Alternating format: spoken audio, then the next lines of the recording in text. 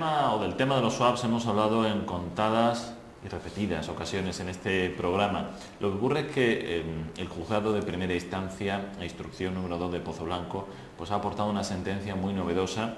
que aporta o que ratifica en Córdoba la tendencia de los juzgados a declarar nulos este tipo de contratos cuando se ha producido un vicio en el consentimiento o incluso, y esa perdón, la novedad de esta sentencia, una ausencia de consentimiento, ¿no? Estamos hablando en la mayoría de sentencias que declaran la nulidad o anulabilidad de este tipo de contratos swaps. Bueno, pues todas ellas suelen incidir en que se ha producido pues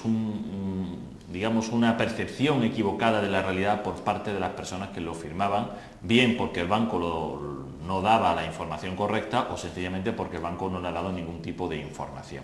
Esta sentencia viene a cambiar un poquito eso, viene a decir que en este caso concreto no es que se produjera esa sensación, esa percepción extraña de la realidad y por tanto el empresario firmaba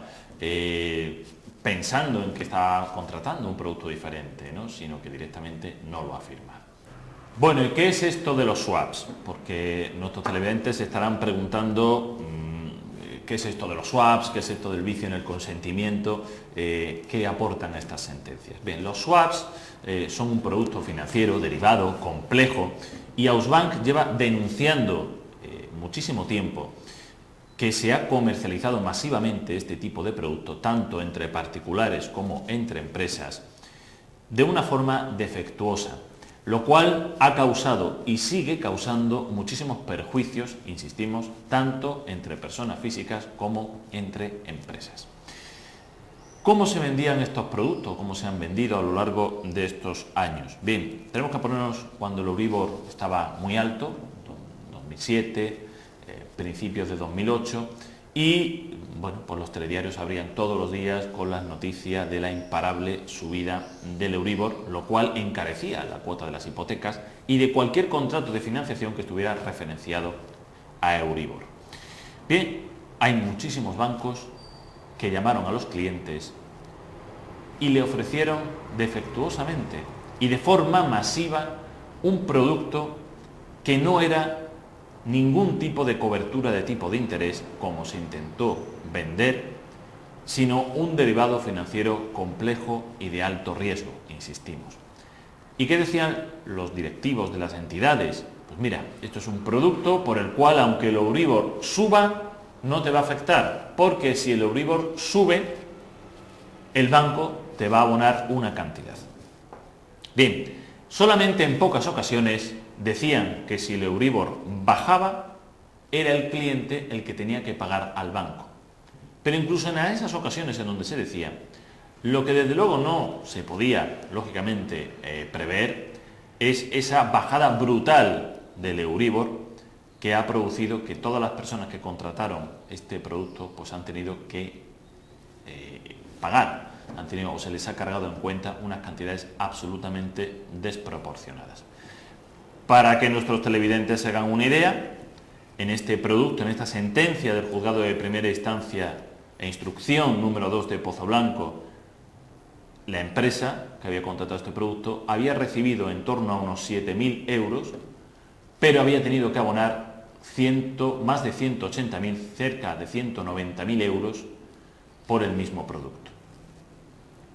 Es decir, recibe poco más o menos de 1 millón de las antiguas pesetas y tiene que pagar más de 30. Por lo tanto, la desproporcionalidad, la falta de reciprocidad del producto es más que manifiesta. Y dicen las entidades bancarias en muchas ocasiones en este tipo de pleitos que ellos no podían prever la bajada de tipos de interés. Bien, lo que vienen a reflejar estas sentencias es que, aunque no lo pudieran prever, sí que contaban con más medios técnicos y económicos para vigilar la evolución de los mercados financieros y, por supuesto, mucho más que los clientes, que los consumidores o que las empresas. Por lo tanto, entre esta falta de información, entre esta falta de transparencia, entre esta falta de reciprocidad,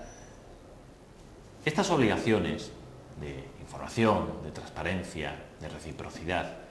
están lógicamente reflejadas en la legislación, en la directiva MiFID, en la Ley del Mercado de Valores y con anterioridad a la directiva MiFID, que entró en vigor en noviembre del año 2007. Por lo tanto, los bancos en muchas ocasiones se han saltado obligaciones contractuales y legales a la hora de ofrecer este tipo de contratos. Y esta sentencia, insistimos, es una novedad, porque si bien otras sentencias vienen reflejando todo esto que estamos diciendo, y por lo tanto que las entidades deben devolver tanto a las empresas como a los consumidores todas las liquidaciones, todos los perjuicios que se han producido de este tipo de contratos porque no se han vendido correctamente, esta sentencia viene a aportar un granito de arena más y viene a decir que en este caso concreto, porque eso es algo importante, hay que ir viendo caso a caso, porque hablamos de un vicio en el consentimiento y cada persona es diferente y cada caso también. Viene a decir esta sentencia que en este caso concreto no se produjo ni tan siquiera ese consentimiento, puesto que el swap se comercializó por teléfono. Es cierto que la entidad bancaria aportó las grabaciones al procedimiento judicial, pero no es menos cierto que en dichas grabaciones no se reflejaba toda la información necesaria para que la persona que concertaba, para que la persona que prestaba o debía prestar su consentimiento, pues tuviera una exacta idea de la verdadera naturaleza, riesgos y pues funcionamiento de este tipo de productos que finalmente le ha producido a la empresa un gran perjuicio y ese perjuicio es el que esta novedosa sentencia viene a reparar esa injusticia, porque es muchísimo dinero, porque es de justicia y entendemos que en Córdoba pues se está produciendo esa tendencia a declarar nulos este tipo de contratos. Bien porque se entienda que el empresario o el particular firmaron sin saber lo que estaban firmando, bien porque entiendan los juzgados, como en este caso, que ni tan siquiera se produjo ese consentimiento, puesto que ni tan siquiera hubo firma del contrato. Consejos y advertencias para nuestros televidentes para finalizar. Primero, recordar que si usted ha sido víctima de un swap, de un clip, de un derivado financiero, de un stock PYME, porque es que esto tiene muchísimos nombres, según la entidad bancaria, de un IRS, de un seguro de tipo de interés que no está al seguro, pero a usted se lo vendieron como seguro, sepa usted que todavía está a tiempo de reclamar, aunque lo haya pagado, aunque incluso esté cancelado o aunque lo siga pagando y hasta ahora no haya reclamado, porque evidentemente el vicio en el consentimiento pues se manifiesta en el momento en que uno se da cuenta de ello, de que efectivamente lo que ha firmado no coincide con lo que efectivamente le comercializaron o le vendieron. Por lo tanto, incluso aunque lo haya cancelado, porque en muchas ocasiones las entidades han invitado a las empresas y a los particulares a cancelar el producto pagando la liquidación brutal que ello supone, aún pueden reclamarlo y por lo tanto pueden ponerse en contacto con los servicios jurídicos de Ausbank, que muy gustosamente le podremos atender. Y un consejo fundamental también. Yo creo que toda esta crisis brutal